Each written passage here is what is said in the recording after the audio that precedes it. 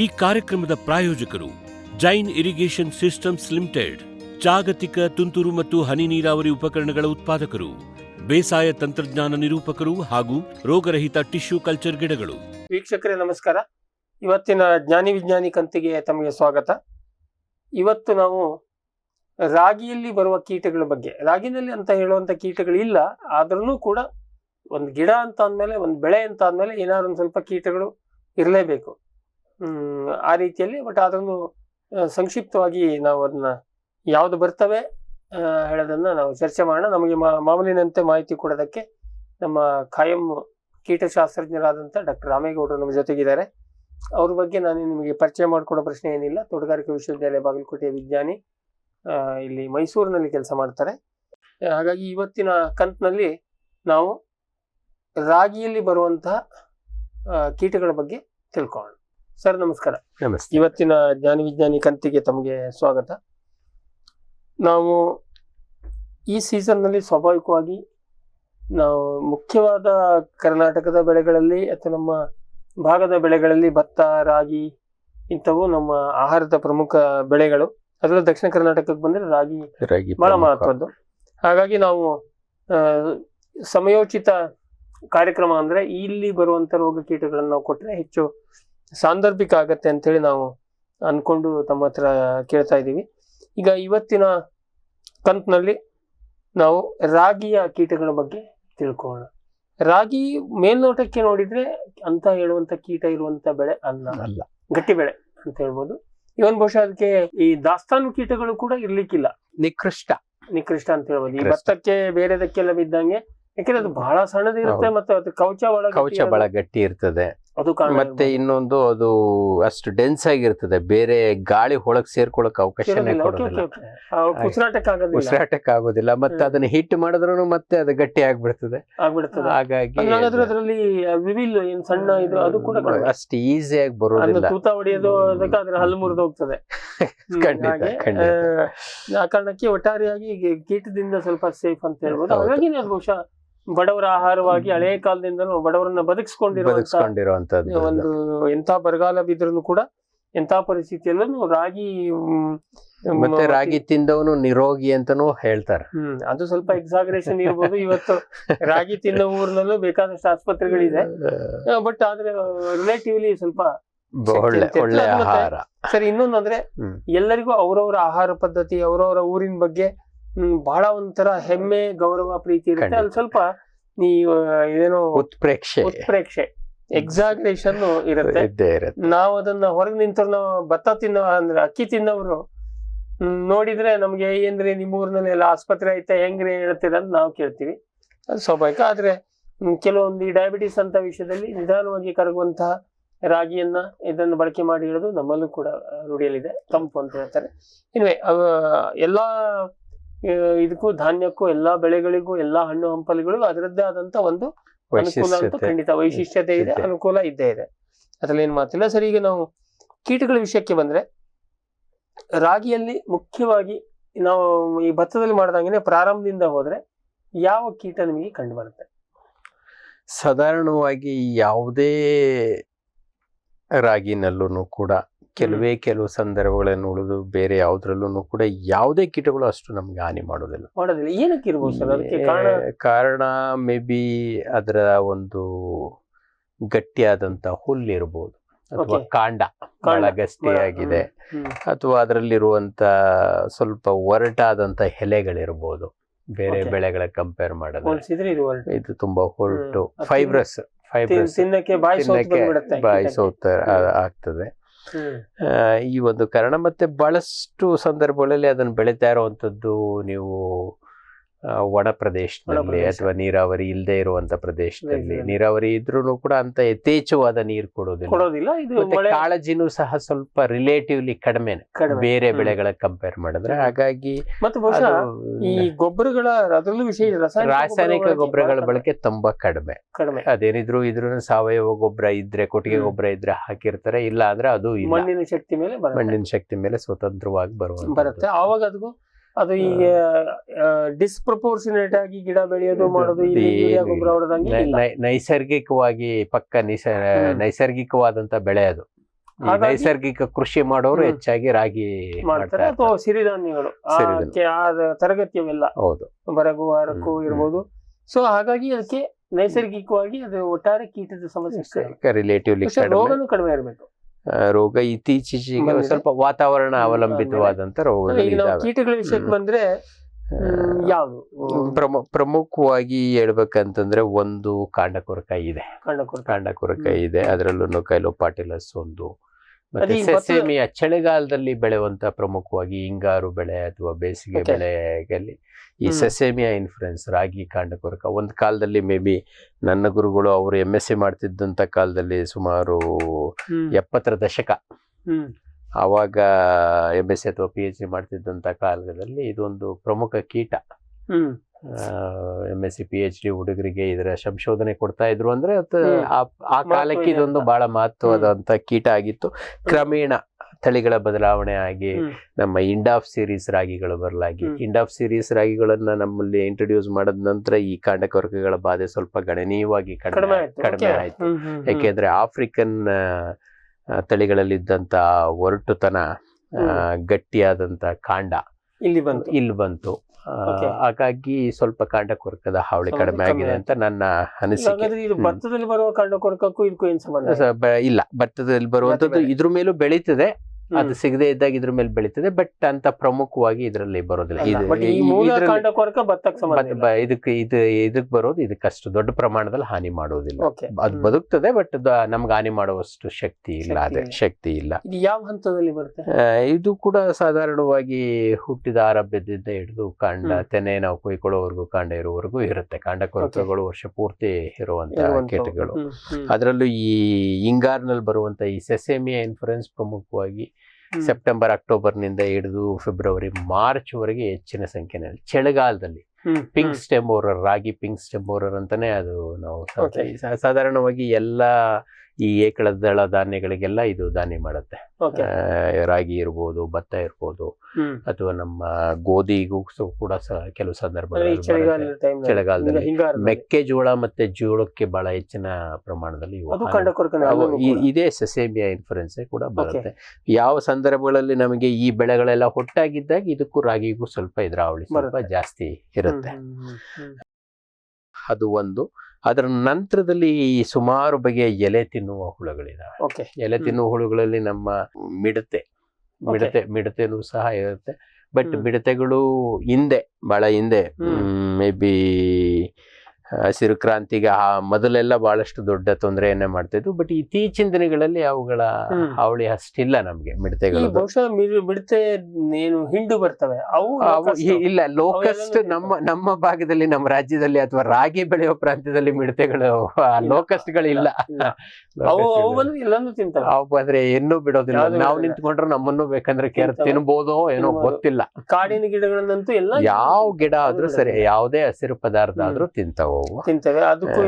ಸಂಬಂಧ ಇಲ್ಲ. ಈ ಲೋಕಲ್ ಮಿಡತೆಗಳು ಸ್ಥಳೀಯ ಇವೇನಂತ ಹಾನಿಕಾರಕವಲ್ಲ. ಅದು ಆಗೊಮ್ಮೆ ಈಗೊಮ್ಮೆ ಯಾರಾದ್ರೂ ರೈತರುಗಳು ಕಳಿಸ್ತಾ ಇರ್ತಾರೆ ಫೋಟೋಗಳು. ಅದನ್ ಬಿಟ್ರೆ ಈ ಕಂಬಳಿ ಹುಳುಗಳು, ಬಹುತೇಕ ತರದ ಎಲ್ಲಾ ಕಂಬಳಿ ಹುಳುಗಳು ಇದನ್ನ ರಾಗಿನ ತಿಂತವೆ. ಅದ್ರ ಜೊತೆಗೆ ನಮ್ಮ ಸ್ಪೋಡಾಪ್ಟರಾ ಲಿಟುರಾ, ತಂಬಾಕಿನ ಕೀಡೆ ಏನಿದೆ, ಇದು ಕೂಡ ಈ ಬೆಳೆಯನ್ನ ಹೌದೌದು. ಅದು ಬಹುಭಕ್ಷಕ ಕೀಟ. ಫ್ರೂಟ್ ಬೋರರು ಈ ರೀತಿಯಾಗಿರುತ್ತೆ. ಮತ್ತೆ ಸಸಿ ಮಡಿಗಳಲ್ಲಿ ಇದು ಸಸಿನೇ ಕಟ್ ಮಾಡ್ಬಿಡುತ್ತೆ. ಈ ರಾಗಿನಲ್ಲೂ ಕೂಡ ನೀವು ನಾಟಿನಾದ್ರೂ ಮಾಡಿರಿ ಅಥವಾ ಹೀಗೆ ನೇರವಾಗಿ ಬಿತ್ತನೆ ಮಾಡಿದ್ರು ಕೂಡ ಕಟ್ ಮಾಡಿ ಗಿಡನ ಹುಳುಕಾರು ಎಳ್ಕೊಂಡು ಹೋಗುತ್ತೆ. ಮತ್ತೆ ಇನ್ನೊಂದು ಅದರದ್ದೇ ಕಟ್ ಮಾಡಿ ಆ ಗಿಡವನ್ನು ತಿಂತದೆ, ಎಳ್ಕೊಂಡು ಹೋಗುತ್ತೆ ಭೂಮಿ ಒಳಗೆ. ವೇಸ್ಟ್ ಮಾಡೋದಿಲ್ಲ, ಅಲ್ಲೇ ಹಾಕೋದಿಲ್ಲ, ತಗೊಂಡು ಹೋಗ್ತದೆ. ಒಂದು ಭೂಮಿ ಒಳಗೆ ಎಳ್ಕೊಂಡು ಹೋಗುವಂತದ್ದು ಅದು ಅಗ್ರೋಟಿಸ್ ಎಪ್ಸಿಲಾನ್ ಅಂತೇಳಿ ಕಟ್ವರ್ಮ್ ಅಂತಾನೆ ಬರುತ್ತೆ. ಅದು ಕೂಡ ಇದಕ್ಕೆ ದಾಳಿ ಮಾಡುತ್ತೆ. ಇನ್ನೊಂದು ಈ ಸ್ಪೋಡಾಪ್ಟರಾ ಲಿಟುರಾ, ಇದು ಬಹಳಷ್ಟು ಸಂದರ್ಭದಲ್ಲಿ ಗಿಡದ ಮೇಲ್ ಹತ್ತೇನೆ ಇದು ಎಲೆನ ತಿನ್ನತ್ತೆ. ಎಲೆಗಳನ್ನ ತಿನ್ಕೊಂಡು ಲಾರ್ವಾ ಇವೆಲ್ಲ ಮೆಜಾರಿಟಿ ಇವು ಎಲ್ಲ ಮೆಜಾರಿಟಿ ಲಾರ್ವಾಗಳೇ ಎಕ್ಸೆಪ್ಟ್ ಮಿಡತೆನಲ್ಲಿ ಪ್ರೌಢ ಅಂತ ಅಪ್ಸರ ಎರಡು ಕೂಡ ನಮಗೆ ಇದನ್ನ ತಿನ್ನುತ್ತೆ, ಎಲೆ ತಿನ್ನುತ್ತೆ. ಅವು ಎಲೆನ ಎಲೆನ ರಸ ಇರೋದಲ್ಲ, ಎಲ್ಲ ಇವಕ್ಕೆ ಏನಂತೀವಿ ದವಡೆ ಇರುವಂತದ್ದು ತಿನ್ನುವಂತ ಕೀಟಗಳೇ ಇವು. ಎಲೆಗಳನ್ನ ನೀಟಾಗಿ ಒಂದ್ ಕಡೆಯಿಂದ ಕಟ್ ಮಾಡ್ಕೊಂಡೆ ತಿಂತವೆ. ನಮ್ಮ ರೇಷ್ಮೆ ಹುಳು ಯಾವ ರೀತಿ ತಿನ್ನುತ್ತೋ ಅದೇ ರೀತಿಯಾದ ಶೈಲಿನಲ್ಲೇ ಇವು ಎಲ್ಲ ತಿಂತ ಹೋಗ್ತವೆ. ಸ್ವಲ್ಪ ಚಿಕ್ಕಮ್ಮೆ ಅದೇ ವರ್ಗನ ಇವು ಈ ಮಿಡತೆ ಒಂದು ಬೇರೆ ವರ್ಗ. ಲಾರ್ವಾಗಳು ಇವೆಲ್ಲ ಆಲ್ಮೋಸ್ಟ್ ಲೆಪ್ಟಾಪ್ಟರ್ ಪತಂಗಗಳ ಜಾತಿಗೆ ಸೇರಿದಂತ ಇದು. ರೇಷ್ಮೆನೂ ಕೂಡ ಪತಂಗ ಲೆಪ್ಟಾಪ್ಟರ್ನೇ ಅದು ಕೂಡ. ಇದನ್ ಬಿಟ್ರೆ ಇದೇ ಮುಂದುವರೆದು ನಮ್ಮ ತೆನೆ ಬಂದ ಮೇಲೆ ನಮ್ಮ ತೆನೆನಲ್ಲೂ ಕೂಡ ಕೆಲವೊಂದು ಜಾತಿಯ ಈ ಏರಿ ಕ್ಯಾಟರ್ಪಿಲ್ಲರ್ಗಳು ಮತ್ತೆ ನಮ್ಮ ಎಲಿಕೋರ್ಪ ಆರ್ಮಿಜರ, ಅದು ಬಹುಭಕ್ಷಕ. ಇವೆಲ್ಲ ಮತ್ತೆ ಯುಪ್ರಾಕ್ಟಿಸ್ ಅನ್ಬಿಟ್ಟು ಅದು ಒಂದು ಬಹುಭಕ್ಷಕ. ಇವೆಲ್ಲ ಎಲೆಗಳನ್ನು ತಿನ್ನುತ್ತೆ, ತೆನೆಗಳನ್ನು ಸಹ ತಿನ್ನುತ್ತೆ. ಮತ್ತೆ ಬಹಳಷ್ಟು ಬೆಳೆಗಳಲ್ಲಿ ಬರ್ತವೆ. ಯಾವ ಬೆಳೆ ಆದ್ರೂ ಅದಕ್ಕೆ ಇದೇ ಆಗ್ಬೇಕು ಅನ್ನೋದೇನಿಲ್ಲ, ಯಾವ್ದಾದ್ರೂ ಸರಿ ಸಿಕ್ಕದನ್ನ ತಿನ್ಕೊಂಡು ಹೋಗ್ತಾ ಇರ್ತವೆ. ಇವಿಷ್ಟು ಕೀಟಗಳು ಈ ಎಲೆ ತಿನ್ನುವಂಥದ್ದು ಅಥವಾ ತೆನೆ ತಿನ್ನೋದು ಆಯ್ತವೆ. ನಂತರ ಇನ್ನೊಂದು ಅತ್ಯಂತ ಪ್ರಮುಖವಾದಂತ ಕೀಟ ಬಹಳ ಹೆಚ್ಚಾಗಿ ಕಾಣಿಸ್ಕೊಳ್ಳೋದು ಅಂತಂದ್ರೆ ಈ ಏನು, ಎಸ್ಪೆಷಲಿ ಮಳೆ ಕಡಿಮೆ ಆದ ಒಣ ಹವೆ ಇದ್ದಂತ ಸಂದರ್ಭದಲ್ಲಿ ಏಫಿಡ್ಸ್, ಹಸಿರು ಏನುಗಳು. ಇಲ್ಲಿ ಎರಡು ಬಗೆ ಇದ್ದಾವೆ. ಒಂದು ಏನು ಒಣ ಹವೆ ಇದ್ದಂತ ಸಂದರ್ಭಗಳಲ್ಲಿ ಬೇರ್ನಲ್ಲಿ ದಾಳಿ ಮಾಡ್ತವೆ, ಬೇರ್ಗೆ ರೂಟ್ ಏಫಿಡ್ಸ್ ಅಂತೇಳಿ. ಮಣ್ಣು ಒಳಗೆ ಇರ್ತವೆ. ಇದ್ದಕ್ಕಿದ್ದಂಗೆ ಗಿಡ ಬಾಡುತ್ತೆ, ಹಳದಿ ಆಗತ್ತೆ. ನಾವು ತುಂಬಾ ಅದು ಸಂಖ್ಯೆ ಜಾಸ್ತಿ ಆಯ್ತು ಅಂದ್ರೆ ಒಣಗೆ ಹೋಗ್ತದೆ. ಅದನ್ನ ನಾವು ಚಟುವಟಿಸಬೇಕು ಅಂದ್ರೆ ಬಹಳ ಸರಳ. ಎಲ್ಲಾದ್ರೂ ಗಿಡಗಳ ಹಳದಿ ಆಗಿದಾವೆ ಅಥವಾ ಬಾಡಿದಾವೆ ಅಂದ್ರೆ ಅಂತ ಬುಡಗಳನ್ನ ಹತ್ರಕ್ಕೆ ಹೋಗಿ ನೋಡಿದ್ರೆ ಇರುವೆಗಳು ಅಡ್ಡಾಡ್ತಾ ಇರ್ತವೆ ಅಂತ. ಇದ್ರಲ್ಲಿ ಇರುವೆಗಳು ಇದಾವೆ ಅಂತಂದ್ರೆ ಅವು ಸುರಿಸುವಂತ ಸಕ್ಕರೆ ನೀರಿಗೋಸ್ಕರ ಅವುಗಳನ್ನ ಸೇವೆ ಮಾಡ್ತಾ ಇರ್ತವೆ. ಯಾವುದೇ ಒಂದು ಪರಭಕ್ಷಕ ಅದಕ್ಕೆ ದಾಳಿ ಮಾಡಿದಾಗೆ ರಕ್ಷಣೆ ಮಾಡ್ಕೋತವೆ. ಯಾಕೆಂದ್ರೆ ಇವಕ್ಕವು ಅಂಟು ಪದಾರ್ಥ ಕೊಡ್ತಾವಲ್ಲ, ಸಕ್ಕರೆ ಕೊಡ್ತಾವಲ್ಲ, ಅದಕ್ಕೋಸ್ಕರ. ಅದ್ರ ಜೊತೆಗೆ ಇದನ್ನ ಒಂದ್ ಕಡೆಯಿಂದ ಇನ್ನೊಂದು ಕಡೆಗೆ, ಒಂದು ಗಿಡದಿಂದ ಇನ್ನೊಂದು ಗಿಡಕ್ಕೆ ಟ್ರಾನ್ಸ್ಪೋರ್ಟ್ ಮಾಡ್ತವೆ. ಈ ಒಂದು ಈ ಮೀಲಿ ಬಗ್ಗನ್ನ, ಹೌದು ಅವೆಲ್ಲ ಇರುವೆಗಳು ದೋಸ್ತಿ ಇದೆ ಅವುಗಳ ನಡುವೆ. ಇರುವೆ ಅಲ್ಲಿ ಗದ್ದೆಯಲ್ಲಿ ಓಡಾಡ್ತಾ ಇದೆ ಬಹಳ ಪ್ರಮಾಣಕ್ಕೆ ಅಂದ್ರೆ ಅಲ್ಲಿ ಗಿಡ ಬಾಡಿದೆ ಅಂದ್ರೆ ಇದು ಒಂದು ಏನು ಒಂದು ಕಾರಣ, ಒಳಗಡೆ ಅದೊಂದು ಕಾರಣ. ಮತ್ತೆ ಇದಕ್ಕೆ ಒಣ ಹವೆ ಇರ್ಬೇಕು. ಒಣ ಹವೆ ಇದ್ದಾಗ ಈಗ ಸತತವಾಗಿ ಮಳೆ ಹೋಯ್ತಾ ಇದ್ರೆ ಇವಿರೋದಿಲ್ಲ. ಒಂದು 15-20 ದಿನ ಮಳೆ ಬರ್ಲಿಲ್ಲ ನಮ್ಮ ಪ್ರದೇಶದಲ್ಲಿ, ಮಣ್ಣಿನಲ್ಲಿ ಹಸಿ ತುಂಬಾ ಕಡಿಮೆ ಆಯ್ತು ಅಂದ್ರೆ ತಕ್ಷಣ ಇವು ಕಾಣಿಸ್ಕೊತವೆ. ಇವು ಆಲ್ಮೋಸ್ಟ್ ನಮ್ಮ ದೇಶದಾದ್ಯಂತ ಎಲ್ಲಾ ಕಡೆನಲ್ಲೂ ಇದಾವೆ. ಕೆಲವೊಂದಷ್ಟು ಪ್ರದೇಶಗಳಲ್ಲಿ ಇದು ರಾಗಿ ಅಷ್ಟೇ ಅಲ್ದೇನೆ ಹಲವಾರು ಬೇರೆ ಬೇರೆ ಹುಲ್ಲುಗಳನ್ನ, ಕಳೆಗಳನ್ನ, ಇತ್ತೀಚಿನ ದಿನಗಳಲ್ಲಿ ನಂದೇ ಆದಂತ ಕೆಲವೊಂದಷ್ಟು ಅಬ್ಸರ್ವೇಷನ್ಗಳಲ್ಲಿ ಆಲೂಗೆಡ್ಡೆ, ಬದನೆ, ಭತ್ತ ಇವುಗಳಲ್ಲೂ ಸಹ ನಾನು ಎಲ್ಲೆಲ್ಲಿ ನೀರ್ ಕಡಿಮೆ ಆಗಿ ಅಂತ ಎಲ್ಲಾದ್ರಲ್ಲೂ ಇದು ಬರುತ್ತೆ. ಮತ್ತೆ ಹೆಚ್ಚು ಈ ಏನುಗಳು ಹಿಂಗಾರಿನಲ್ಲಿ ಬಹಳ ಹೆಚ್ಚು ಒಣ ಹವೆನೇ ಜಾಸ್ತಿ ಇರುತ್ತೆ. ಹಾಗಾಗಿ ಇದಾಗುತ್ತೆ. ನಾವು ಕೊಡುವಂತ ನೀರೇನಾದ್ರೂ ಸ್ವಲ್ಪ ಹೆಚ್ಚು ಕಮ್ಮಿ ಆಯ್ತು ಅಂದ್ರೆ ಆಟೋಮೆಟಿಕ್ ಆಗಿ ಇದಕ್ಕೆ ಅನುಕೂಲ ಆಗ್ತದೆ. ಅದನ್ನ ಬಿಟ್ರೆ ಈ ತೆನೆ ಬಂದಾಗ್ಲೂ ಸಹ ನಮ್ಗೆ ಏನ್ ಬರುತ್ತೆ, ಮಳೆ ಇಲ್ಲ, ಒಣ ಹವೆ ಇದೆ ಅಂದ್ರೆ ಅಂತ ಸಂದರ್ಭಗಳಲ್ಲಿ, ಮತ್ತೆ ವಾತಾವರಣ ತುಂಬಾ ತಂಪಾಗಿದ್ದಾಗ ಇದು ತೆನೆ ಮೇಲೆ ಮಾತ್ರ ಬರುತ್ತೆ. ತೆನೆಗೆ ಕಾಂಡದ ಮೇಲೂ ಸ್ವಲ್ಪ ಪ್ರಮಾಣದಲ್ಲಿ ಬರುತ್ತೆ, ಬಟ್ ಅಂತ ದೊಡ್ಡ ಪ್ರಮಾಣಕ್ಕೆ ಇಲ್ಲ. ಕೆಲವೊಂದಷ್ಟು ಇವು ಎಲ್ಲವೂ ಬಹುಭಕ್ಷಕಗಳೇ. ಸ್ಪೆಸಿಫಿಕ್ ಆಗಿ ರಾಗಿಗೆ ಬರ್ಬೇಕು ಅಂತ ಏನಿಲ್ಲ. ಯಾವ್ದು ಸಿಗುತ್ತೆ ಅದನ್ನ ಆಯ್ಕೆ ಮಾಡ್ಕೊಂಡು ಬರುವಂತವು. ಪಕ್ಕದಲ್ಲಿ ಈಗ ನಮ್ಮ ಅಲಸಂದೆ ಇತ್ತು ಅಂತಂದ್ರೆ ಅಲಸಂದೆಗೆ ಬಹಳ ಫಸ್ಟ್ ಪ್ರಿಫರೆನ್ಸ್. ಅಲಸಂದೆ ಒಣಗೋಯ್ತು ಅಂದಾಗ ತಕ್ಷಣ ಇಲ್ಲಿ ಅಲಸಂದೆ ಬಹಳ ಮೆತ್ತಿಗಿರುತ್ತೆ. ಅಲ್ಲಿ ಅಲಸಂದೆ ಇದ್ದಲ್ಲಿ ಏನಿದ್ದೆ ಹೌದು, ಒಂದನ್ನು ಬಿಟ್ಟು ಹೀಗಾಗಿ ನಾವು ಅದನ್ನ ಪರಭಕ್ಷಕ ಅಥವಾ ಪರತಂತ್ರ ಜೀವಿಗಳನ್ನ ಜಾಸ್ತಿ ಮಾಡಬೇಕು ಅಂದಾಗ್ಲೇ ನಾವು ಅಲಸಂದೆ ಹಾಕೊಳ್ಳಿ ಅಂತ ಹೇಳ್ತೀವಿ. ಅಲಸಂದೆನ ನಾವು ಕಾಳುಗೋಸ್ಕರ ಅಥವಾ ಬೇರೆ ಉದ್ದೇಶಕ್ಕೆ ಹಾಕೋದಲ್ಲ. ಅಲ್ಲೊಂದು ನಮ್ಮ ಜೀವ ವೈವಿಧ್ಯತೆ, ಕೀಟ ವೈವಿಧ್ಯತೆ ಹೆಚ್ಚು ಮಾಡ್ಕೊಳ್ಳೋದಕ್ಕೋಸ್ಕರ ನಾವು ಅದನ್ನ ಕೀಟ ವೈವಿಧ್ಯತೆ ಜಾಸ್ತಿ ಆಯ್ತಿದ್ದಾಗೇನೆ ನಮ್ಮ ಈ ಪೀಡೆಗಳನ್ನ ನಿರ್ವಹಣೆ ಮಾಡೋರ ಸಂಖ್ಯೆ ಜಾಸ್ತಿ ಆಗ್ತದೆ ಅನ್ನೋ ಒಂದು ನಮ್ಮ ಲಾಜಿಕ್ ಅಲ್ಲ, ಅದು ಪ್ರೂವನ್ ಅದಿದ್ದಾಗ ಆಟೋಮೆಟಿಕ್ ಆಗಿ ನಮಗೆ ಜೀವ ಅಲಸಂದೆ ಮಾಡಿದ್ರೆ ಅಂದ್ರೆ ನೂರಾರು ಈ ರಸ ಇರುವ ಕೀಟಗಳು ಎಲ್ಲ ಬರ್ತವೆ. ಅದ್ರಲ್ಲಿ ಪ್ರಮುಖವಾಗಿ ಏನು ಬಹಳ ದೊಡ್ಡ ಪ್ರಮಾಣದಲ್ಲಿ ನೀಟಾಗಿ ಕೂತಿರ್ತವೆ. ಹೌದು, ಮುತ್ತನ್ನ ಪೋಣಿಸಿಟ್ಟಂಗೆ. ಹೌದು, ಖಂಡಿತ. ಅದು ಈ ಸಿಟಿನಲ್ಲಿ ಕೂಡ ಬಹಳ ಟೆನ್ಷನ್ ಮಾಡ್ಕೊತಾ ಇದೇನಪ್ಪ ಹಿಂಗಾಯ್ತು, ಗಿಡ ಬೆಳೆಯಕ್ಕೆ ಕೂಡ ಎಸ್ಪೆಷಲಿ ನಿಮ್ಮ ಅರ್ಬನ್ ಗಾರ್ಡನ್ ಅಲ್ಲಿ, ಟೆರೇಸ್ ಗಾರ್ಡನ್ ಗಳಲ್ಲಿ ಇದು ಬಹಳ ಜಾಸ್ತಿ ಆಗ್ತಾ ಇದೆ. ಅದು ಬೆಂಗಳೂರಿನಂತ ವಾತಾವರಣ ವರ್ಷ ಪೂರ್ತಿ ಬರುತ್ತೆ. ಬೆಂಗಳೂರು ಯಾಕೆಂದ್ರೆ ಬಹಳ ತಂಪಾದ ವಾತಾವರಣ. ಅವರು ಪಾಪ ರಾಸಾಯನಿಕ ಸಿಂಪಡಣೆ ಮಾಡೋರಲ್ಲ, ಅವ್ರಿಗೆ ನಾವು ಹುಳಿ ಮಜ್ಜಿಗೆ ಹೊಡಿರಿ ಇನ್ನೇನ್ ಮಾಡೋದು, ಅದು ಕಂಟ್ರೋಲಿಗೆ ಬರೋದಿಲ್ಲ. ಸೊ ಇದು ನೀವು ಹೇಳಿದ್ದು ಇದು ಆಲ್ಟರ್ನೇಟ್ ಹೋಸ್ಟ್ ಆಗಿ ಅಲ್ಲಿಂದ ಇದಕ್ಕೆ ಬರ್ತದೆ, ಅಲ್ಲಿ ಬದುಕ್ತೇವೆ. ಮತ್ತೆ ಪ್ರಮುಖವಾಗಿ ಈ ಬೇರೆ ಏನು ಬಹಳ ದೊಡ್ಡ ಪ್ರಮಾಣದ ನಷ್ಟವನ್ನು ಉಂಟು ಮಾಡುತ್ತೆ. ಮೇಲ್ಗಡೆ ಇರುವಂತ ಏನನ್ನ ಒಂದಲ್ಲ ಒಂದು ಪರಭಕ್ಷಕ ಪರತಂತ್ರ ಜೀವಿಗಳು ಬಹಳ ಈಸಿಯಾಗಿ ಗುರುತಿಸಿ ಇದ್ ಮಾಡ್ತವೆ. ಬಟ್ ಬೇರ್ನಲ್ಲಿರೋದು ಅಷ್ಟು ಟಕ್ ಅಂತ ಅವುಗಳಿಗೆ ಸಿಗೋದಿಲ್ಲ. ಮಣ್ಣೊಳಗೆ ಇಟ್ಕೊಂಡು ನಮ್ಗೂನು ಕೂಡ ಅದು ಗೊತ್ತೇ ಆಗೋದಿಲ್ಲ ಅಲ್ಲೊಂದು ದಾಳಿ ಆಗಿದೆ ಅಂತೇಳಿ. ಆ ಒಂದು ಕಾರಣಕ್ಕೋಸ್ಕರ ಇದಾಗುತ್ತೆ.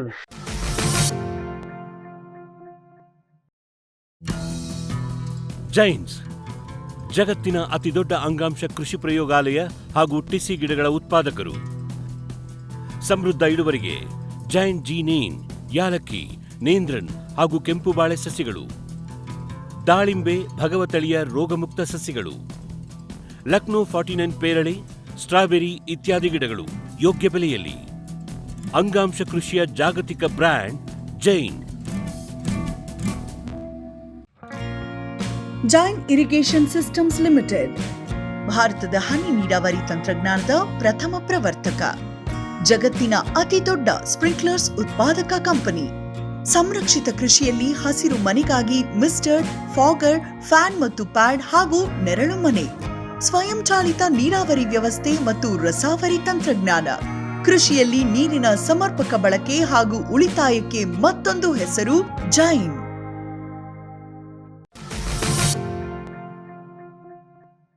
ಮತ್ತು ಇನ್ನು ಕಟ್ಟ ಕಡೆದು ತುಂಬಾ ಒಣಗಿದೆ ಬೆಳೆ, ಬಾಡ್ತಾ ಇದೆ, ಬೇರುಗಳು ಬಾಡ್ತಾ ಇದಾವೆ ಅಥವಾ ಕಾಂಡನು ಬಾಡ್ತಾ ಇದೆ ಅಂತ ಸಂದರ್ಭದಲ್ಲಿ ಕೆಂಪು ಮಣ್ಣಿತ್ತು ಅಂತಂದ್ರೆ ನಮ್ಮ ಗೆದ್ದಲು ಅಲ್ಲಿ ಪ್ರತ್ಯಕ್ಷ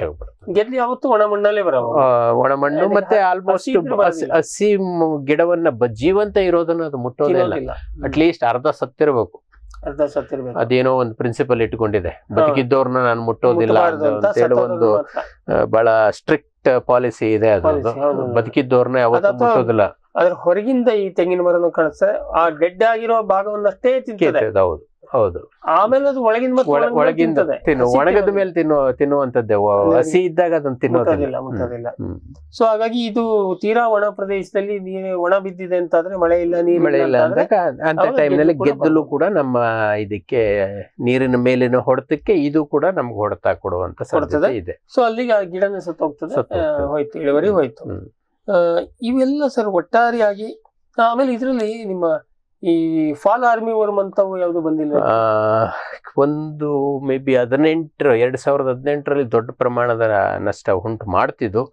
ಬಟ್ ತದನಂತರ ಅದು ರಾಗಿನಲ್ಲಿ ಅಷ್ಟು ದೊಡ್ಡ ಪ್ರಮಾಣದಲ್ಲಿ ಕಾಣಿಸ್ಕೊಳ್ಳಿಲ್ಲ. ಬಂದ ಹೊಸದ್ರಲ್ಲಿ ಮಾತ್ರ ರಾಗಿನ ಎಸ್ಪೆಷಲಿ ಕೋಲಾರ, ಬೆಂಗಳೂರು, ರಾಮನಗರ ಈ 3 ಜಿಲ್ಲೆಗಳಲ್ಲಿ ಬಹಳ ವ್ಯಾಪಕವಾದಂತ ಒಂದು ದಾಳಿನ ಡ್ಯಾಮೇಜ್ ಮಾಡ್ತು. ಯಾಕೆಂದ್ರೆ ಆಗ ಇನ್ನೂ ಆ ಹುಳ ಯಾವುದು ಅನ್ನೋದೇ ಪಾಪ ಜನಗಳಿಗೆ ಗೊತ್ತಿರ್ಲಿಲ್ಲ. ಬಟ್ ತದನಂತರದ ವರ್ಷಗಳಲ್ಲಿ ನೀವು ಹೇಳ್ದಂಗೆ ಮೇ ಬಿ ಅದಕ್ಕೆ ರುಚಿಸ್ಲಿಲ್ವೋ ಏನೋ ಗೊತ್ತಿಲ್ಲ. ಬಹಳಷ್ಟು ಬೇರೆ ಬೆಳೆಗಳಿಗೆ ಅದು ದಾಳಿ ಮಾಡೋದ್ ಮಾಡ್ತು. ಬಟ್ ಮೆಕ್ಕೆಜೋಳ ಅಂತೂ ನನ್ನದೇ ಅಂತೇಳಿ ಸೀಮಿತಗೊಳಿಸ್ಕೋತು. ಅದು ಬಹಳ ಪ್ರಮಾಣಕ್ಕೆ ಬೆಳೆ ಇದೆ. ಜೊತೆಗೆ ಏನ್ ಕೇಳಿದ್ರೆ ಅದು ಬಹಳ ಸೆಕ್ಯುಲೆಂಟ್ ಆಗಿರುತ್ತೆ, ಅದಕ್ಕೆ ತಿನ್ನಕ್ ಬಹಳ ಸಿಗತ್ತೆ. ರಾಗಿ ತಿಂದ್ರೆ ಅದ್ರದ್ದು ಬಾಯಿ ಸೋತು ಬರ್ಬೇಕು. ಗೊತ್ತಿಲ್ಲ, ಮೇ ಬಿ ಅದ್ರ ಬಗ್ಗೆ ಬಯಾಲಜಿ ಸ್ಟಡಿಗಳು ಏನು ಅಷ್ಟು ವಿಶೇಷವಾಗಿ ರಾಗಿ ಮೇಲೆ ಆಗ್ಲಿಲ್ಲ. ಆದ್ರೂ ಕೂಡ ಮೆಕ್ಕೆಜೋಳದಲ್ಲೇ ಬಹಳ ವಿಶಿಷ್ಟವಾದಂತ ಅಧ್ಯಯನಗಳಾಗಿರೋದು. ನೋಡೋಣ, ಎಲ್ಲಾದ್ರೂ ಆಗಿರ್ಬೋದು. ಅಷ್ಟು ಮುನ್ನೆಲೆಗೆ ಬಂದಿಲ್ಲ ಅಂತ ದೊಡ್ಡ ಪ್ರಮಾಣದ ಸಂಶೋಧನೆಗಳು ಕೂಡ ಆಗಿಲ್ಲ. ಮೇ ಬಿ ಅದ್ರ ಬೆಳವಣಿಗೆಗೆ ಪೂರಕವಾಗಿಲ್ವೇನೋ, ಹಾಗಾಗಿ ಮತ್ತೆ ರಾಗಿನಲ್ಲಿ ನಮಗ್ ಕಾಣಿಸ್ಕೊಂಡಿಲ್ಲ. ಬಟ್ ಎಚ್ಚರಿಕೆಯಿಂದ ಇರಬೇಕು. ಯಾಕೆ ಅಂತಂದ್ರೆ ಅದು ಕೂಡ ಒಂದು ಬಹುಭಕ್ಷಕ ಪೀಡೆನೆ. ಫಾಲ್ ಆರ್ಮಿವರೆಗೂ ಮತ್ತೆ ಬಂದ್ರೆ ಭಾರಿ ಡ್ಯಾಮೇಜ್ ಮಾಡುತ್ತೆ. ಬಂತು ಅಂದ್ರೆ ಉಳಿಸೋದಿಲ್ಲ. ಆ ವರ್ಷನೂ ಕೂಡ ಬಹಳ ನಷ್ಟ ಮಾಡ್ತು.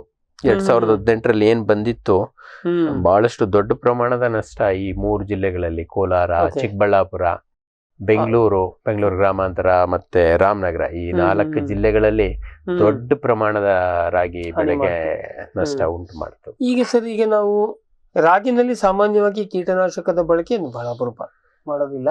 ಇನ್ನು ಮಾಡೋದಿಲ್ಲ. ರಾಗಿನಲ್ಲಿ ಅಂದ್ರೆ ಅದಕ್ಕೆ ಯಾವುದೇ ಕೀಟನಾಶಕಗಳೇ ಇಲ್ವೇ ಇಲ್ಲ. ನಾನು ಕೂಡ ಕೆಲವೊಂದಷ್ಟು ಸಂದರ್ಭಗಳಲ್ಲಿ ಎಲೆ ತಿನ್ನೋ ಹುಳುಗಳು ಬಹಳಷ್ಟು ಕಾಣಿಸ್ಕೊಂಡ್ವು ಅಂತಂದ್ರೆ ಮನೆಯಲ್ಲೇ ಕೋಳಿ ಸಾಕೋಳಿ ಅಂತ ಹೇಳ್ತೀನಿ ನಾನು. ಅವುಗಳನ್ನೇ ಬಿಡಿ, ಅವು ಇದ್ರೆ ಅವೇ ಹಾಸ್ಕೊಂಡು ತಿನ್ಕೋತವೆ ಅಂತ ಹೇಳಿ. ಅಷ್ಟು ಬಿಟ್ರೆ ನಾನು ಇದುವರೆಗೂ ಕೀಟನಾಶಕ ಹೇಳಿಲ್ಲ. ಸಾಧ್ಯ ಇದ್ರೆ, ಅನುಕೂಲ ಇದ್ರೆ ಸಿಂಪರಣೆ ನೀವು ಮಾಡ್ಬೇಕು ಅಂದ್ರೆ ಯಾವ್ದಾದ್ರು ಬೇವು ಮೂಲದ ಕೀಟನಾಶಕ ಅಥವಾ ಯಾವ್ದಾದ್ರು ಕಷಾಯ ಮಾಡ್ಕೊಂಡು ಹೇಳಿ ಅಂತೀನಿ. ಬಟ್ ಸಿಂಪರಣೆ ಮಾಡದಂತ ರೈತರುಗಳ ಸಂಖ್ಯೆನೂ ಬಹಳ ವಿರಳ, ಕಡಿಮೆ. ಅಂದ್ರೆ ಇವು ಈಗ ಎಲೆ ತಿನ್ನುವ ಕೀಟಗಳು ಹೆಂಗೂ ಮೇಲೆ ಇರ್ತವೆ, ಅದನ್ನ ಕೋಳಿ ಸಾಕಿದ್ರೆ ಆಟೋಮೆಟಿಕ್ ಆಗಿ ಅವು ಪಿಕ್ ಮಾಡ್ಕೋತ. ಮೊದ್ಲೇ ಹುಳವನ್ನು ತಿಂದು ಕೋಳಿ ಬೆಳಿಲಿ, ಆಮೇಲೆ ಕೋಳಿಯನ್ನ ನಾವು ತಿಂದ್ರಾಯ್ತು.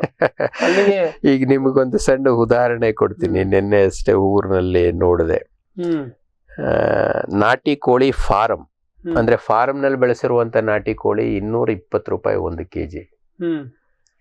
ಹಳ್ಳಿ ನಾಟಿ ಕೋಳಿ, ಹೊಲದಲ್ಲಿ ಬೆಳೆದಿರುವಂತ ನಾಟಿ ಕೋಳಿ, ಅದು 520 ರೂಪಾಯಿ, 300 ರೂಪಾಯಿ ವ್ಯತ್ಯಾಸ ಇದೆ. ಅಂದ್ರೆ ನೀವು ಕೋಳಿಯಿಂದ ಲಾಭ ತಗೊಳ್ಳೋದಕ್ಕೆ ಇಲ್ಲ ಅವಕಾಶ ಇದೆ. ಅಥವಾ ಇಲ್ಲ ಅಂತಂದ್ರೆ ನಾಟಿ ಕೋಳಿ ತಿನ್ನೋರಿಗೆ ಇನ್ನೂ ಸ್ವಲ್ಪ ಕಡಿಮೆ ಬೆಳೆನಲ್ಲಿ ಹೊಲದಲ್ಲಿ ಬೆಳೆದಿರೋ ಕೋಳಿ ಕೊಡಿಸ್ಬೇಕು ಅಂದ್ರೆ ನೀವು ತಮಿಳುನಾಡಲ್ಲಿ ಈ ಪದ್ಧತಿ ಇದೆ. ಸೆಮಿ ಇಂಟೆನ್ಸಿವ್ ಸಿಸ್ಟಮ್ ನಲ್ಲಿ ಗ್ರೇಸಿಂಗ್ ಮಾಡ್ತಾರೆ. ಅದು ನಿಧಾನವಾಗಿ ಬೆಳೀತದೆ, ಬಟ್ ರುಚಿ ಬರುತ್ತೆ. ಅಂದ್ರೆ ನಿಧಾನವಾಗಿ ಬೆಳವಣಿಗೆ ಆದಾಗ ಅದರಲ್ಲಿ ಟೇಸ್ಟ್ ಬರುತ್ತೆ ಅಂತ ಹೇಳ್ತಾರೆ ತಿನ್ನೋರು. ಅದಕ್ಕೆ ಆ ಪ್ರಿಫರೆನ್ಸ್ ಇದೆ. ಗ್ರೇಸಿಂಗ್ ಮಾಡಿ ಅವು ಎಲೆನೂ ತಿಂತವೆ. ಹೌದು. ಮತ್ತೆ ನಾನು ಕೂಡ ನಿಮ್ಮಲ್ಲಿ ಕಳೆ ನಿರ್ವಹಣೆಗೂ ಕೂಡ ಬಹಳ ಅನುಕೂಲ ಆಗ್ತದೆ. ಪಟ ಕಿತ್ಕೊಳ್ಳುತ್ತೆ. ಮತ್ತೆ ಪ್ರಮುಖವಾಗಿ ನಾನು ನನ್ನ ತೆಂಗಿನ ರೆನೋಸರಸ್ ದುಂಬಿ ಇದೆಯಲ್ಲ, ನಿಮ್ಮ ತಿಪ್ಪೆಯ ಪಕ್ಕದಲ್ಲಿ ಕೋಳಿ ಬೆಳೀತಾ ಇದ್ರೆ ರೆನೋಸರಸ್ ದಿಂಬೆ ನಿಮ್ಮ ಊರಿನಲ್ಲಿ ಬರೋದೇ ಇಲ್ಲ ಅಂತ ನಾನು ಹೇಳ್ತೀನಿ. ಇದನ್ನ ತಿನ್ಬಿಡ್ತವೆ, ಮೊಟ್ಟೆನೆ ತಿನ್ಕೊಂಡ್ಬಿಡ್ತಾವು. ಮಟನ್ ತಿಂತವೆ, ಲಾರ್ವನು ತಿನ್ಕೋತವೆ. ಲಾರ್ವನು ಸಣ್ಣ ಹಂತದಲ್ಲೇ ಲಾರ್ವನು ತಿನ್ಕೋತವೆ. ಅವಕಾಶ ಇದೆ, ಬಟ್ ನಾವು ಬಳಸ್ಕೋತಾ ಇಲ್ಲ.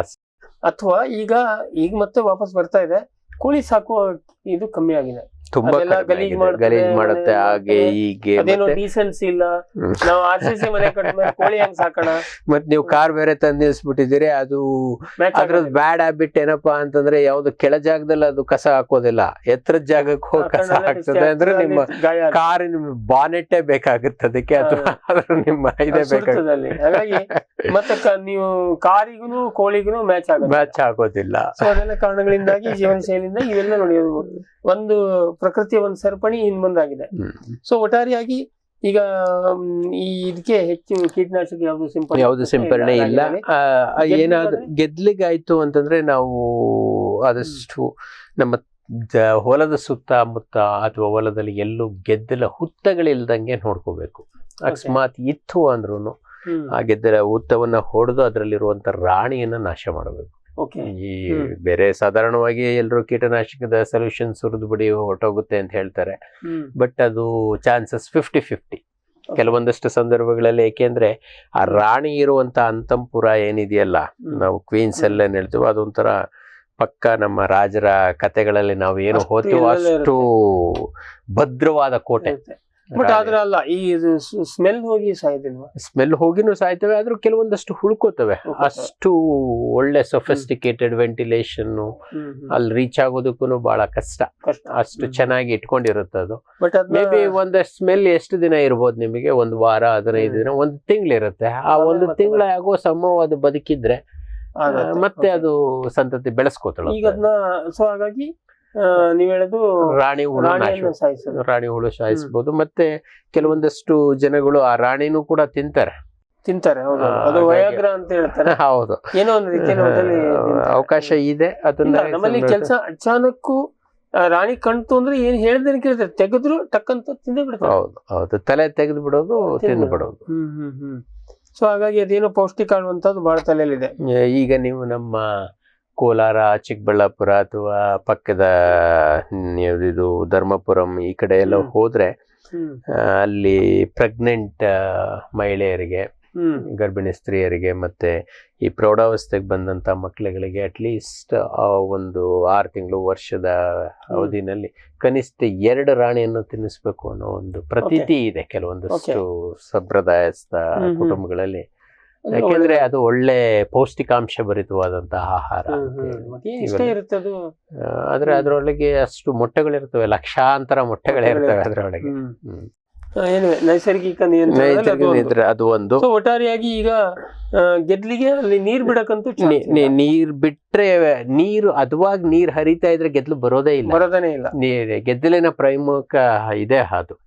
ನೀರ್ ಇಲ್ಲ ಅಂದಾಗ ಅಷ್ಟೇ ಬರೋದು. ನೀರ್ ರೆಗ್ಯುಲರ್ ಆಗಿದೆ ಅಂತಂದ್ರೆ ನಿಮ್ ಹೊಲದ ಕಡೆ ನಾನು ಬರೋದೇ ಇಲ್ಲ, ಅಟೆಂಡೆನ್ಸ್ ಹಾಕೋದಿಲ್ಲ, ಸುಳಿಯೋದೇ ಇಲ್ಲ ಅಂತ. ಅವಾಗ ನೀರ್ ಬಿಡಕ್ ಅವಕಾಶ ಇದ್ರೆ ನೀರ್ ಬಿಟ್ಟು ಅದರ ನಿರ್ವಹಣೆ ತನ್ನಿಂತಾನೆ ನಿರ್ವಹಣೆ ಆಗುತ್ತೆ, ಯಾವುದೇ ರಾಸಾಯನಿಕ ಇಲ್ದೇನೆ.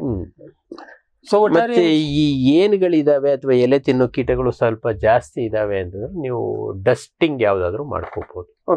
ನಮ್ಮ ಯಾವುದು ಬೇವು ಮೂಲದ ಕೀಟನಾಶಕಗಳ ಸಿಂಪರಣೆ ಆಗ್ಲಿಲ್ಲ ಅಂತಂದಾಗ ಈಸಿ ಮೆಥಡ್ ಡಸ್ಟಿಂಗ್. ನೀವೇ ಆಗ್ಲೇ ಹೇಳ್ದಾಗೆ ಒಂದು ಬಟ್ಟೆಗೆ ಅದನ್ನ ಕಟ್ಕೊಂಡು ಒಳಗಡೆ ಒಂದು ಕಲ್ಲು ಹಾಕೊಂಡು ಒಂದ್ ಹಿಂದೆ ಕೋಲಿಗೆ ಕಟ್ಕೊಂಡು ಹೀಗೆ ಅಳ್ಳಾಡ್ಸ್ಕೊತ ಹೋಗ್ಬಿಟ್ರೆ ಅದು ಈಸಿಯಾಗಿ ಬೇಕಾದಷ್ಟು ಡಸ್ಟರ್ ಇದಾವೆ. ಅಂದ್ರೆ ಇದು ಲೋ ಕಾಸ್ಟ್, ಎಕ್ಸ್ಟ್ರಾ ಇನ್ವೆಸ್ಟ್ಮೆಂಟ್ ಬೇಡ. ಮತ್ತೆ ರಾಗಿ ಅವ್ರಿಗೆ ನಾವು ಡಸ್ಟರ್ ತಗೊಳ್ಳಿ ಅಂತ ಹೇಳೋದು ಬೇರೆ ಬೆಳೆಗಳಿದ್ದು ಇದ್ರೆ ಒಟ್ಟಾರೆಯಾಗಿ ನೀವು ಹೇಳೋದು ಈ ಹೇನು ಬಹಳ ಪ್ರಮಾಣಕ್ಕಿದ್ರೆ ಅವಾಗ ಡಸ್ಟಿಂಗ್ ಮಾಡಿ. ಮೆಲಾಥಿಯನ್ ಅಥವಾ ಕ್ಲೋರ್ಪೈರಿಫಾಸ್ ಎರಡು ಬಿಟ್ಟು ಬೇರೆ ಬೇಡ, ಅವೆರಡೇ ಸಾಕು.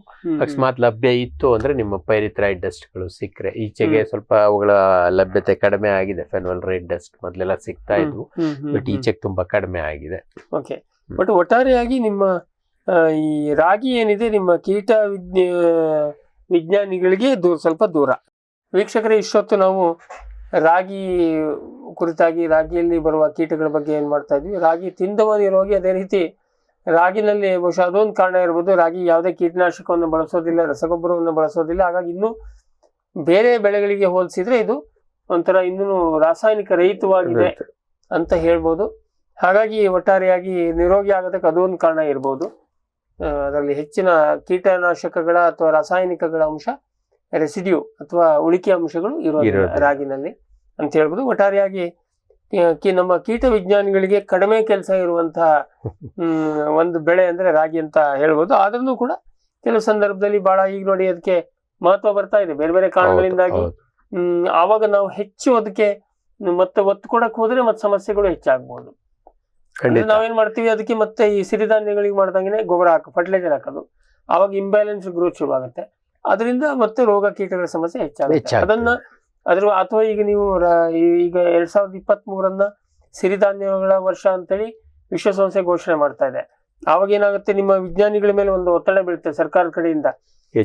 ಎಕರೆಗೆ 2 ಕ್ವಿಂಟಲ್ ಬರುತ್ತೆ, 3 ಕ್ವಿಂಟಲ್ ಬರುತ್ತೆ, ಇದನ್ನ ಒಳ್ಳೆ ಅಧಿಕ ಇಳುವರಿಯ ತಳಿಗಳನ್ನ ಮಾಡ್ಕೊಳ್ಳಿ. ಈಗಾಗಲೇ ರಾಗಿನಲ್ಲಿ 20-30 ಕ್ವಿಂಟಲ್ ವರ್ಗುನು ಬಂದಿದ್ದಾವೆ, ಒಳ್ಳೆ ಇಳುವರಿ ಬರುವಂತ ತಳಿಗಳು. ಅಲ್ಲಿ ನೀವು ಯಾವಾಗ ನೀವು ಹೆಚ್ಚಿನ ಇಳುವರಿಗೆ ಬೆನ್ನತ್ತಿರೋ ಅಲ್ಲಿ ನಿಮ್ಗೆ ಒಂದು ಪೌಷ್ಟಿಕಾಂಶದಲ್ಲಿ ಹೊಡೆತ ಆಗುತ್ತೆ, ರುಚಿಯಲ್ಲಿ ಹೊಡೆತ ಆಗುತ್ತೆ.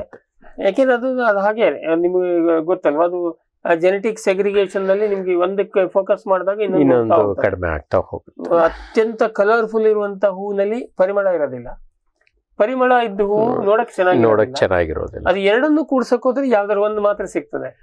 ಈ ಸಮಸ್ಯೆ ಜೆನೆಟಿಕ್ಸ್ ನಲ್ಲಿ ಇದ್ದವ್ರಿಗೆ ಗೊತ್ತು. ಹಾಗೇನೆ ಇಲ್ಲಿ ಅಧಿಕ ಇಳುವರಿ ಹಿಂದೆ ಹೋದಂಗೆ ಸಮಸ್ಯೆಗಳು ಆವಾಗ ಅದಕ್ಕೆ ನೀವು ರಾಸಾಯನಿಕ ಗೊಬ್ಬರ ಬಳಸಬೇಕು. ರಾಸಾಯನಿಕ ಗೊಬ್ಬರ ಬಳದ ಕೂಡ ಎಲ್ಲ ಇಂಬ್ಯಾಲೆನ್ಸ್ ಗ್ರೋತ್ ಬರುತ್ತೆ, ಅದರಿಂದ ಕೀಟಗಳು ಸಂಖ್ಯೆ ಜಾಸ್ತಿ. ಅದಕ್ಕೆ ಮತ್ತೆ ಕೀಟನಾಶಕ ಹೊಡಿಬೇಕು. ಆವಾಗ ರಾಗಿ ತಿನ್ನುವ ನಿರೋಗಿ ಎಲ್ಲ ಬಹುರೋಗಿ ಆಗೋ ಸಾಧ್ಯತೆಗಳಿದೆ. ರಾಗಿನಲ್ಲಿ ಆಗ್ಲಿಕ್ಕಿಲ್ಲ, ಬೇರೆ ಈ ನಮ್ಮ ಸಿರಿಧಾನ್ಯಗಳಲ್ಲಿ. ಹಾಗ ಅದನ್ನ ನೈಸರ್ಗಿಕವಾಗಿ ಬಿಟ್ಟರೆ ಮಾತ್ರ ಅದ್ರದ್ದು ನಿಜವಾದ ಇವತ್ತಿನ ನಾವೇನ್ ಕಲ್ಪನೆ ಮಾಡ್ಕೊಂಡಿದೀವಿ ಅದಿರುತ್ತೆ. ಬಟ್ ಅದು ಈಗ ಈ ಸಿರಿಧಾನ್ಯಗಳು ಶ್ರೀಮಂತರ ಆಹಾರ ಆಗಿದೆ. ಹೌದು, ಬೆಂಗಳೂರಿನಲ್ಲಿ ಸಿರಿಧಾನ್ಯ ತಿನ್ನೋರು ಯಾರು ಕೇಳಿದ್ರೆ ಬಹಳ ದುಡ್ಡು ಕೊಡೋನು, ಬಡವರು ಅದನ್ನ ಹಳ್ಳಿ ಮೇಲೆ ಅಷ್ಟೇ ತಿನ್ನೋದು. ಹಾಗಾಗಿ ಮತ್ತೆ ಎಲ್ಲಿ 40-50 ರೂಪಾಯಿಗೆ ಅಕ್ಕಿ ಸಿಗುತ್ತೆ. ಸಿರಿಧಾನ್ಯಗಳೆಲ್ಲ ಏನಿದ್ರು 100 ರೂಪಾಯಿ, 80-100 ರೂಪಾಯಿ ಮೇಲೆ ಇದಾವೆ. ಹಾಗಾಗಿ ಇದು ಬೆಂಗಳೂರಲ್ಲಿ ಒಂದು ಸರಿಯಾಗಿದ್ದು ವ್ಯವಸ್ಥೆ ಎಲ್ಲಿ ಹಳ್ಳ ಹಿಡಿತದೆ ಹೇಳೋದಕ್ಕೆ ಇದೊಂದು ಬಹುಶಃ ಇನ್ನೊಂದು 10 ವರ್ಷ ಹೋದ್ರೆ ಅಲ್ಲ, ನಾವೇ ನೋಡಿದಂತೆ ಸಿರಿಧಾನ್ಯಗಳಿಗೆ ಎಲ್ಲಾ ಸಿಂಪಡಣೆ ಮಾಡಿ ಅತ್ಯಧಿಕ ಇಳುವರಿ ಪಡೆಯುವ ರೈತರು ನಾವು ನೋಡಿದೀವಿ. ಹಾಗಾಗಿ ಹೇಗೆಲ್ಲ ದಾರಿ ತಪ್ಪತ್ತೆ, ಆಮೇಲೆ ಕಡೆ ನಾವೆಲ್ಲ ಕೂಡ್ಕೊಂಡು ಕೃಷಿ ವಿಜ್ಞಾನಿಗಳನ್ನು ಬೈಯೋದು, ಇವರು ಎಲ್ಲ ಕೂಡಿ ಹಾಳು ಮಾಡಿದ್ರು, ಮೊದಲು ಸರಿ ಇತ್ತು, ನಮ್ಮ ಕಾಲದಲ್ಲಿ ಸರಿ ಇತ್ತು ಹೇಳಿ ಒಟ್ಟಾರೆಯಾಗಿ. ಬಟ್ ಸದ್ಯಕ್ಕಂತೂ ರಾಗಿನೇ ನಿರೋಗಿ ಇದೆ, ಅದ್ರ ತಿನ್ನೋನ್ ಕೂಡ ನಿರೋಗಿ. ಹಾಗಾಗಿ ಇವತ್ತಿನ ಈ ಚರ್ಚೆಯನ್ನ ನಾವು ಹೆಚ್ಚು ಯಾವುದೇ ರಾಸಾಯನಿಕಗಳ ಇಲ್ದೇನೆ, ಹೆಚ್ಚು ಹುಳ ಹುಪ್ಟಿಗಳು ಇಲ್ದೇನೆ ಮುಗಿಸ್ತಾ ಇದ್ದೀವಿ. ಇಷ್ಟೊತ್ತು ನಮಗೆ ಮಾಹಿತಿಯನ್ನ ಕೊಟ್ಟಿದ್ದಕ್ಕೆ ಡಾಕ್ಟರ್ ರಾಮೇಗೌಡರಿಗೆ ನಿಮ್ಮೆಲ್ಲರ ಪರವಾಗಿ ಮತ್ತೆ ನಮ್ಮ ವಾಹಿನಿಯ ಪರವಾಗಿ ಧನ್ಯವಾದವನ್ನು ಹೇಳಕ್ಕೆ ಇಷ್ಟಪಡ್ತೀವಿ. ವೀಕ್ಷಕರು ನಿಮಗೂ ಕೂಡ. ಆಮೇಲೆ ರಾಗಿ ಮೇಲೆ ಇವರೇನು ಒಂದು ಕಾರ್ಯಕ್ರಮ ಮಾಡಿಲ್ಲ, ರಾಗಿನಲ್ಲಿ ಕೀಟದ ಬಗ್ಗೆ ಒಂದು ಹಂಗಾರೆ ಇಲ್ವಾ ಅಂತೇಳಿ ನೀವು ಕೇಳಬಾರ್ದು ಅಂತ ಹೇಳೋ ಕಾರಣಕ್ಕೆ ಒಂದು ಕಂತನ್ನು ಮಾಡಿದ್ವಿ. ಒಟ್ಟಾರೆಯಾಗಿ ರಾಗಿನಲ್ಲಿ ಸದ್ಯದ ಮಟ್ಟಿಗೆ ಅಂತ ಸಮಸ್ಯೆ ಇಲ್ಲ ಅಂತ ಹೇಳ್ತಾ ಇವತ್ತಿನ ಕಾರ್ಯಕ್ರಮವನ್ನು ನೋಡಿದ್ದಕ್ಕೆ ನಿಮಗೂ ಕೂಡ ಧನ್ಯವಾದವನ್ನು ಹೇಳ್ತಾ ಇವತ್ತಿನ ಜ್ಞಾನಿ ವಿಜ್ಞಾನಿ ಕಂತನ್ನು ಮುಗಿಸ್ತಾ ಇದ್ದೀವಿ. ನಮಸ್ಕಾರ. ಈ ಕಾರ್ಯಕ್ರಮದ ಪ್ರಾಯೋಜಕರು ಜೈನ್ ಇರಿಗೇಷನ್ ಸಿಸ್ಟಮ್ಸ್ ಲಿಮಿಟೆಡ್, ಜಾಗತಿಕ ತುಂತುರು ಮತ್ತು ಹನಿ ನೀರಾವರಿ ಉಪಕರಣಗಳ ಉತ್ಪಾದಕರು, ಬೇಸಾಯ ತಂತ್ರಜ್ಞಾನ ನಿರೂಪಕರು ಹಾಗೂ ರೋಗರಹಿತ ಟಿಶ್ಯೂ ಕಲ್ಚರ್ ಗಿಡಗಳು.